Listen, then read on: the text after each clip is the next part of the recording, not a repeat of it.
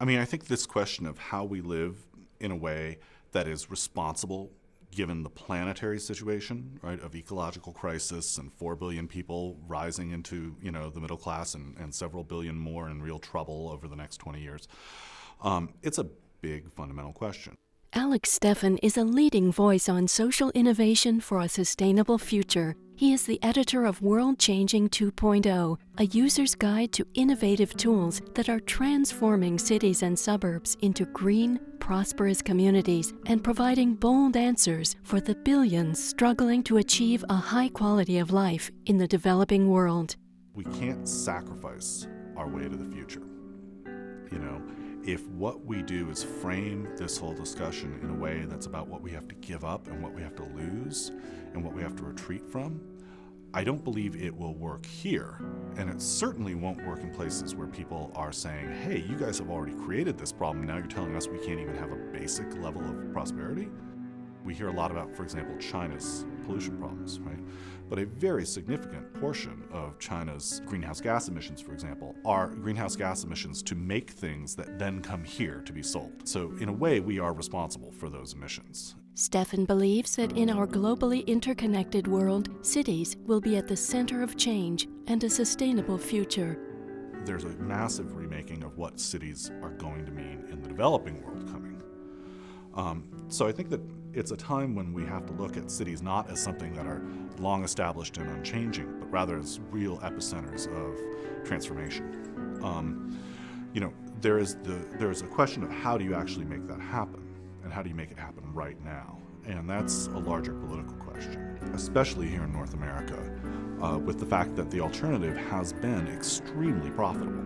We are still building suburbs, we are still selling SUVs, we are still running our economy on oil because the people who make those things and sell those things make enormous profits off them. But there is change underway, change that will transform the urban landscape.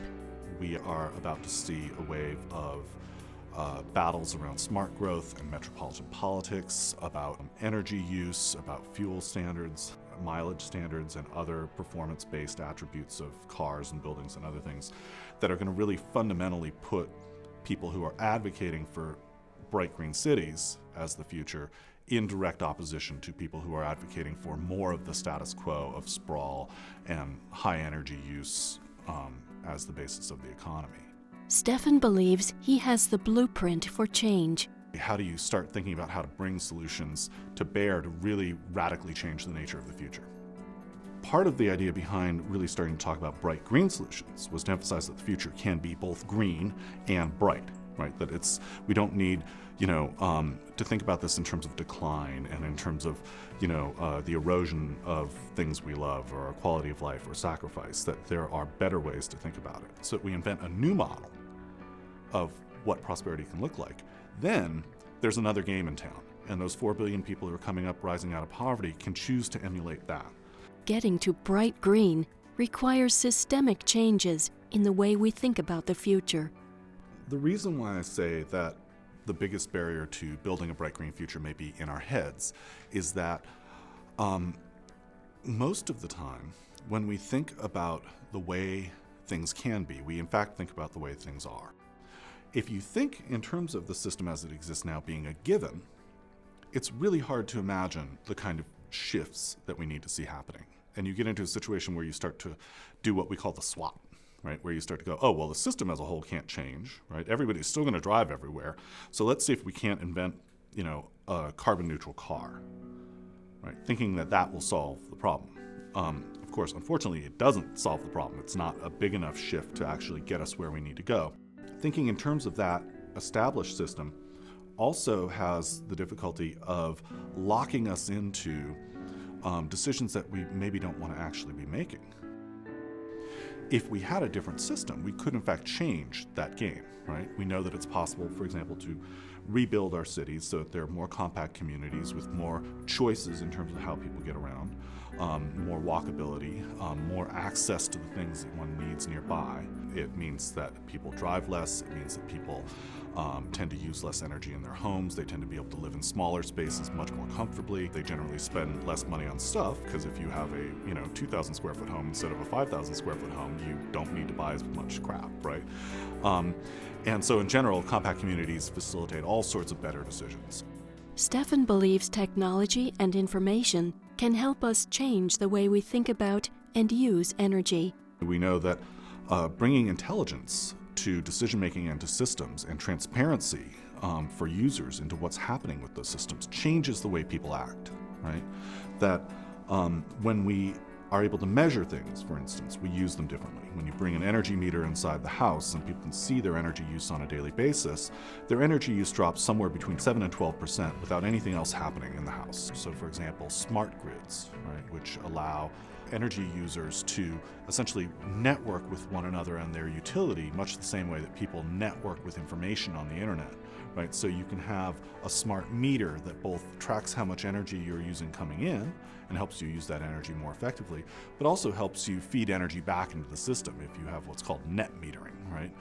So it can, if you have a solar panel on your roof, when you're generating more energy with your solar panel than you need, it feeds it back in the system and your energy meter runs backwards, right?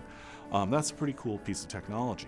You can add that as well to electric cars. They, in effect, are big batteries on wheels. And when you have a whole bunch of batteries hooked up to, a smart grid, you end up in a position where you have enormous amounts of stored energy. That when you have these energy surges and peaks in demand, can be fed back into the system, right? And then can be recharged when there's less need for the energy, when energy is cheaper. Which basically means that you don't need to build as many power plants. You don't need to have as much centralized energy running that system. Yet technology alone is not the answer to a sustainable future. There is, I think, a real tendency, which is unfortunate, to assume that because we are making technological progress in terms of better understanding various capacities of technologies and materials and so forth, that we are necessarily making progress towards sustainability. That's not always the case. It's also true that some of these things potentially have some very severe ecological and social costs of their own that we haven't yet wrestled with, right? There is some preliminary data that suggests that certain nanomaterials may not be safe, for instance. That said, there are also a series of fields in which we're seeing innovation that would appear to maybe have more potential for good than it's yet delivering. I think that one of the real places that that's happening is in terms of ubiquitous computing, right? The idea that more and more things will have computer technology embedded in them, right? We'll have the ability to measure things and communicate what they're measuring or what they're seeing, what they're feeling, right? And the sort of social technologies that we've seen emerge, which are really still in their infancy, and we've in fact seen already some great examples of people coming together in networks and working collaboratively to deliver, medical breakthroughs, to design new products, to come up with new software that works better and is freely available. I mean, there's more and more examples of people working together in an open source manner to solve problems. Worldchanging 2.0 offers a template for enacting a bright green future for everyone. Fundamentally, we know what makes us happiest, and it's good relationships with people, meaningful work, a sense of belonging, a sense of security and safety, interesting experiences. These are the things that define a good life, and we know that. We've known that for a long time. And right now, much of our lives is about acquiring stuff that gets in the way of that. I think we're going to start to see instead a shift towards those things themselves as the goals, right? I also think that we're going to start to see something else, which is that fundamentally you can't lead a good life, an ethically good life, a life that feels good, and know that you are depriving future generations of the opportunity to live that way as well.